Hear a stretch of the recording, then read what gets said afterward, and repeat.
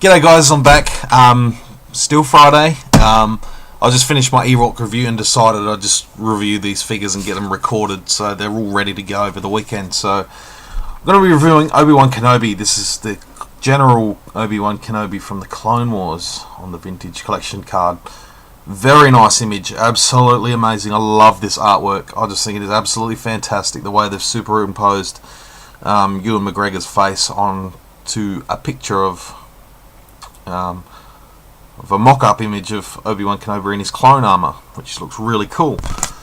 So there is the back. Here's VC 103. There's some other figures in the line, yada yada yada, all seen 100 times before.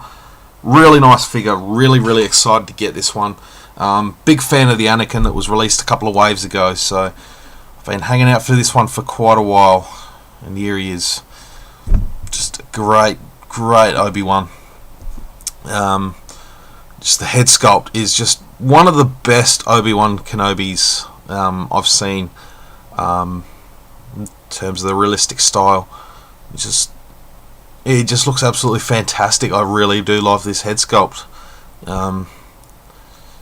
This is really well done, really well painted, really well sculpted. Can't speak highly enough of this. It just looks fantastic. Obviously, in terms of accessories, he does come with his lightsaber, which is a very nice, vibrant blue colour. It is really bright, really nice, rich coloured blue, which I don't think I've seen one that sort of blue before. It's just really good. And he comes with his lightsaber hilt, which pegs onto his belt there, so it fits in really nicely too. So there we go. There's the peg hole, as you can see.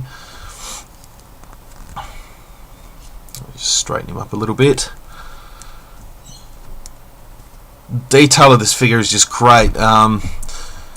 Really like the way they've done the clone armor. It just looks great with the dirty sort of marks on it. Looks like he's been running through Geonosis and he's taken a few tumbles and dirt's been kicked up. Really looks like he's been in the wars.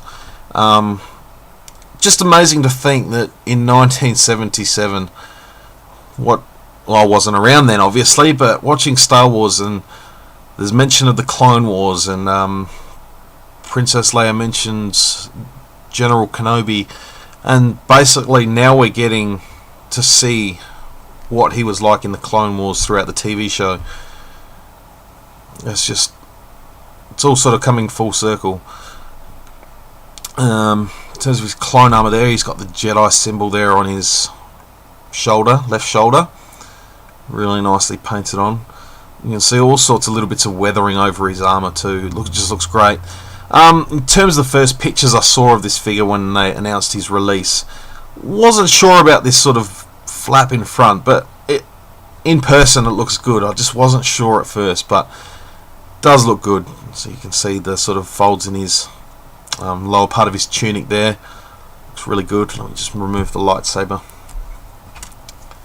so we can get a better look.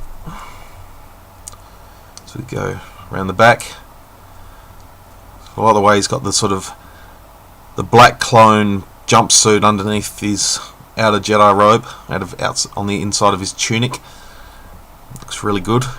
Just really makes the light colour, tan cream colour, really contrast against it. Really stands out really nicely.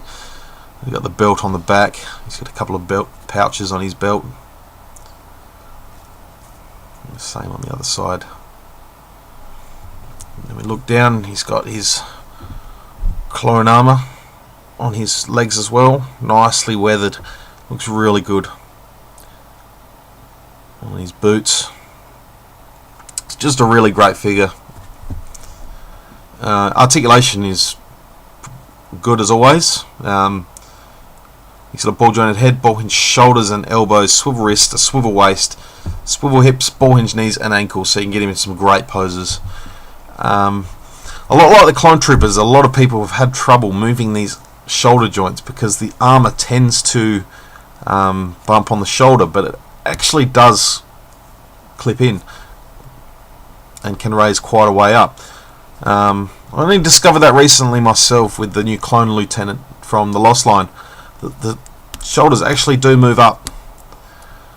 There seems to be a little bit of movement in that joint just to allow it to sort of slide under, and it doesn't damage the integrity of the figure either, so it's great. It really just adds that extra posability to be able to do that. But just the head sculpt is just brilliant. It just really looks like him. It just looks absolutely spot on. I like the way he's sort of, if I zoom up, I like the way his sort of hair sort of brushed over to the side. Or sort of fringe up over the, sort of brushes over.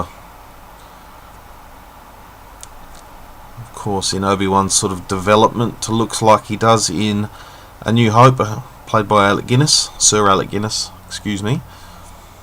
But just another great figure. I'm really looking forward to some of the future Clone Wars realistic releases like Rex and Mace Windu that we're going to see next year. So definitely recommend this Obi-Wan if you're a fan of the Clone Wars, if you're a fan of Obi-Wan Kenobi and all that. It's about all I've got to say, really. I'm just really impressed with this figure. So thanks for watching as always, guys. I'll be back with Ahsoka, which I'll be recording in the next couple of minutes. So thanks for watching as always, guys, and until my next review, may the Force be with you.